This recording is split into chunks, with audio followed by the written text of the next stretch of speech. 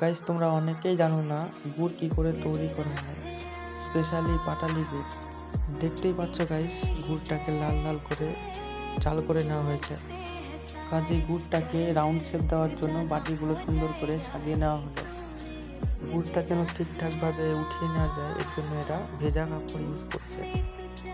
যতটা সম্ভব এরা কাজটা পরিষ্কার পরিচ্ছন্ন করার চেষ্টা করে।